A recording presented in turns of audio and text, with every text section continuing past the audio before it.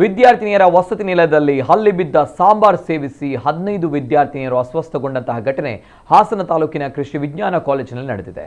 ಬುಧವಾರ ರಾತ್ರಿ ಊಟದ ವೇಳೆ ಸಾಂಬಾರ್ನಲ್ಲಿ ಹಲ್ಲಿ ಪತ್ತೆಯಾಗಿದೆ.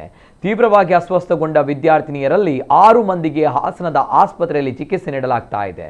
ಸುಮಾರು 400 ವಿದ್ಯಾರ್ಥಿನಿಯರು ವಾಸಿಸುವ ಹಾಸ್ಟೆಲ್ಗೆ ಅಡುಗೆ ಅನಿಲ ಸಿಲಿಂಡರ್ಗಳ ಕೊರತೆ ಉಂಟಾಗಿದ್ದು ಸೌದೆ ಒಲೆಯಲ್ಲಿ ಅಡುಗೆ ಮಾಡುವ ಪರಿಸ್ಥಿತಿ ನಿರ್ಮಾಣವಾಗಿದೆ. ಅಡುಗೆ ಮನೆಯಲ್ಲಿನ ಶುಚಿತ್ವದ ಕೊರತೆಯಿಂದ ಆಹಾರಕ್ಕೆ ಹಲ್ಲಿ ಬಿದ್ದಿದ್ದು ಅದನ್ನು ಸೇವಿಸಿದ ವಿದ್ಯಾರ್ಥಿನಿಯರು ಅಸ್ವಸ್ಥಗೊಂಡಿದ್ದಾರೆ ಎಂದು ತಿಳಿದು ಬಂದಿದೆ.